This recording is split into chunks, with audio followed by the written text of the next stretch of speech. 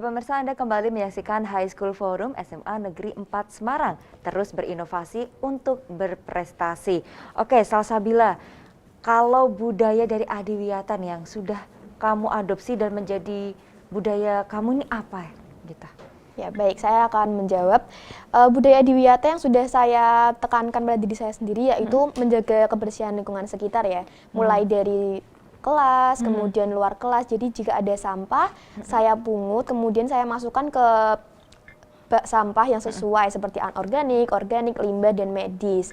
Kemudian di SMA Negeri 4 Semarang juga ada budaya literasi setiap pagi. Jadi budaya literasi ini mengharuskan siswa untuk membaca suatu buku bacaan di luar buku akademik ya pastinya.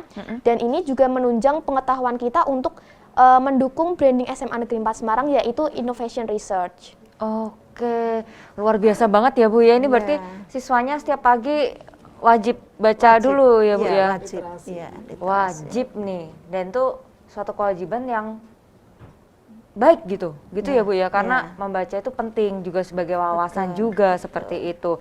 Oke, Bu Siti, tadi untuk menuju sekolah Adiwiyata ini kan pastinya akan ada hambatan-hambatan seperti itu kan ya Bu ya. Ini bisa dijelaskan Ibu, hambatannya seperti apa sih dan solusinya seperti apa? Akan saya jelaskan. Jadi kalau setiap perjalanan untuk menuju prestasi itu pasti juga tidak lepas dari hambatan ya. Yang utama untuk Adiwiyata karena ini berhubungan dengan pembiasaan perilaku menuju budaya, itu hambatan yang paling utama adalah mengubah mindset. Terutama bagi siswa baru yang berasal dari SMP dengan lingkungan yang berbeda, kemudian latar belakang keluarga, tingkat pendidikan dan ekonomi yang berbeda, itu kita harus bisa menyatukan visi untuk berbudaya lingkungan dan harus paham bahwa sekolah yang ditempati sekarang di SMA Negeri 4 Semarang sebagai sekolah Adiwiyata. Itu jadi kami harus dari awal menanamkan lewat sosialisasi mulai pada saat awal tahun ajaran baru itu untuk kelas 10 ya, itu bisa memberikan istilahnya apa itu sekolah Adiwiyata harus bagaimana, kemudian penanaman perilaku itu harus kami lakukan secara kontinu, baik dilakukan oleh kami sebagai tim Adiwiyata maupun oleh Bapak Ibu Guru, karena semua Bapak Ibu Guru pun sebagai pembimbing dari kader Adiwiyata. Yang utama itu Mbak. Kemudian untuk aktivitasnya kami memang sedikit tersendat kemarin pada saat pandemi, tapi itu untuk kegiatan aktivitas lapangan yang ada di sekolah. Tapi kami tetap menjalankan anak-anak di rumah itu misalkan ada event yang berhubungan dengan lingkungan, mereka tetap harus melakukan kegiatan yang berhubungan dengan lingkungan tapi di rumah maupun di masyarakat sekitar. Kemudian mereka membuatkan video, kemudian upload foto, kemudian kami tetap melakukan publikasi tentang aktivitas lingkungan dari SMA Negeri 4 Semarang melalui Instagram, FB gitu. Senantiasa kami melakukan sehingga hal itu bisa menjadi bahan kami pada saat harus memberikan bukti fisik untuk masuk ke kriteria calon sekolah Adiwiyata tingkat nasional dan alhamdulillah membawakan hasil yang maksimal. Ya, jadi setiap kegiatan nambahkan ya. Jadi setiap kegiatan apapun itu harus ada gerakan Adiwiyata.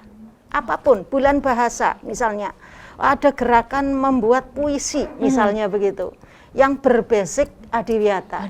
Semua ada itu. Dan saya menambahkan juga Adiwiyata tidak hanya menata lingkungan, tetapi juga harus bagaimana mengolah sampah. Oke, jadi ini juga diproses juga nih Bu, cara mengolah sampah itu gimana gitu di SMA 4 Semarang? Iya, jadi ada mengolah sampah yang nanti menjadi serbuk, ada mengolah sampah yang menjadi sampah cair. Itu. Kemudian air hujan juga tidak boleh dibiarkan begitu saja. Air hujan juga tidak boleh air hujan ditampung. Untuk apa nih Bu?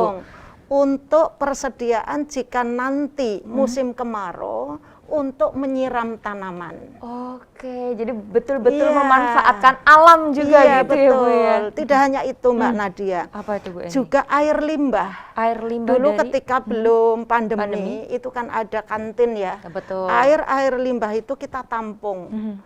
Kemudian air wudhu kita tampung. Di IPAL namanya, instalasi pengolahan air limbah. Ini juga sama, kita tampung yang nanti untuk persediaan ketika ketika kemarau untuk menyiram tanaman. Oke. Sehingga tidak mubazir juga. Betul sekali. Nah, dan kita juga ada resapan air. Kita Resapan tidak ada air yang mungkin ngecembeng itu ya Oke, bahasa ini ya, Jawanya Bu, ya, jadi kita biopori ada 300. Oke. Kemudian tanaman pun tidak kemudian sing penting nanem, tidak. Enggak. Ada inventaris tanaman. Inventaris tanaman. Iya, juga. jadi yang mati ada apa enggak, yang hidup, yang tanaman besar berapa, tanaman kecil Oke, berapa. ini didata semua jenisnya. nih tanamannya Semua ya. didata. Jadi kalau Iya. ada yang hilang ketahuan nih, Bu. Ketahuan. Betul. Oke, gitu. luar biasa loh, sampai Iya. tanaman aja didata. Ada semuanya. inventarisnya. Ada inventaris. Tidak hanya barang saja yang diinventaris. Betul, tanaman Tetapi juga tanaman nih juga di sini. diinventaris. Luar Iya. biasa. Kemudian tadi juga limbah aja diolah gitu ya, Iya, dimanfaatkan. betul. Semuanya dimanfaatkan semaksimal mungkin gitu Iya, ya, Bu ya. betul. Oke, luar biasa banget ini. Salsabila gimana nih perasaannya menjadi siswa SMA Negeri 4 Semarang nih, Salsabila, yang luar biasa ini? Pastinya saya merasa bangga ya karena SMA Negeri 4 Semarang itu selalu memanfaatkan lingkungan dengan baik. Jadi seperti tadi yang dikatakan Ibu Eni bahwa air hujan ditampung, kemudian ada limbah juga diolah kembali menjadi yang lebih berguna, seperti itu. Oke, ini ngomong-ngomong nih dari tadi nih, Bu. Ini ting ting ting ting dari tadi bunyi nih loh. Itu kayak apa sih ini? Mungkin ini kan Salsabila ini juga merupakan salah satu siswa berprestasi gitu ya di iya. SMA Negeri 4 Semarang gitu. Betul. Mungkin bisa diceritakan dong pernah ikut lomba apa aja, juara apa aja gitu Salsabila? Oke, jadi dari saya memasuki SMA Negeri 4 Semarang, saya sejak kelas 10 sudah aktif mengikuti lomba-lomba seperti olimpiade, poster, infografis, bahkan sampai lomba karya tulis ilmiah atau biasanya disebut dengan LKTI. Nah, lomba-lomba ini tuh kalau lomba olimpiade biasanya lebih cenderung ke akademik, kalau poster, infografis, dan LKTI lebih ke lomba non-akademik. Kemudian kalau lomba LKTI ini tidak melulu tentang sains, jadi kita bisa melakukan riset mengenai sosial, seperti itu. Oke, terus?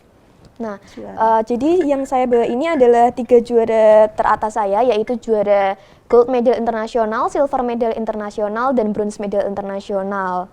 Internasional loh Bu ini ya? Iya. Internasional loh, ini nggak salah dengar kan ya Bu ya?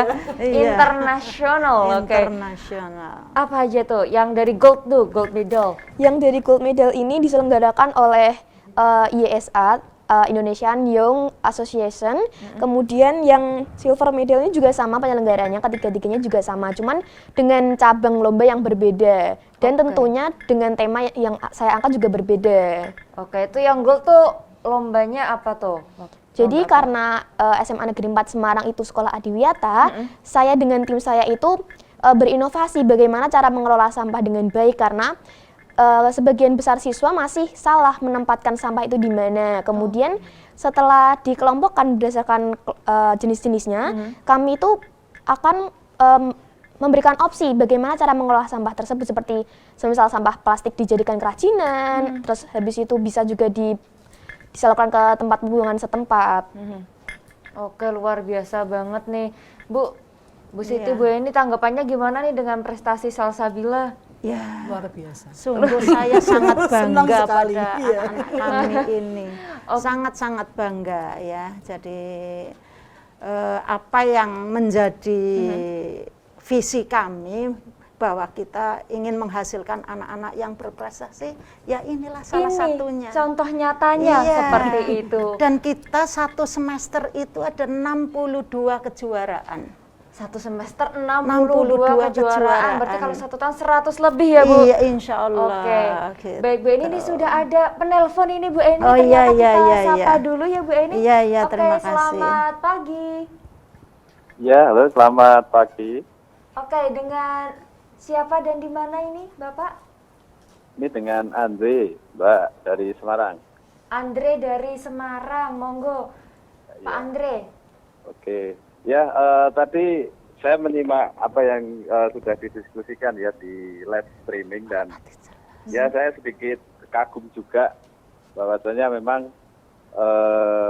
banyak hal di dalam sekolah yang selama ini saya sebagai masyarakat umum belum ketahui. Dan yang paling menarik itu mengenai riset ya tadi. Karena selama ini saya mengetahui riset itu sangat identik dengan mahasiswa. Nah, tapi ternyata ada siswa yang melakukan riset dan bahkan sampai mengikuti lomba sampai kancah internasional. Nah, ini saya kira sesuatu yang sangat luar biasa ya Mbak ya. Betul. Dan yang bikin saya kagum ini prestasi ini terjadi di saat pandemi. Nah, yang ingin saya tanyakan, bagaimana dari pihak sekolah itu bisa memfasilitasi riset terhadap siswanya di saat pandemi? Mengingat kegiatan riset yang selama ini saya ketahui kan identik dengan hal-hal yang harus melakukan praktik atau kegiatan langsung. Nah, sedangkan dalam situasi pandemi, kita kan sebisa mungkin dituntut untuk mengurangi kegiatan di luar rumah. Nah, ini dari pihak sekolah cara memfasilitasi dan mendorong atau mengencourage siswa-siswanya ini seperti apa? Mungkin bisa untuk gambaran saya ke depannya. Oke, siap. Terima kasih banyak Pak Andre atas pertanyaannya. Baik nih Bu Eni nih, tadi berarti research tapi di tengah pandemi kan ya Bu, padahal research kan emang harus terjun ke lapangan langsung untuk data-datanya dan lain-lain nih untuk di SMA Negeri 4 Semarang seperti apa, tapi kita akan jawab setelah jeda yang berikut ini. Terima kasih, terima kasih. Ya pemirsa jangan kemana-mana, kami akan kembali untuk Anda usai jeda berikut.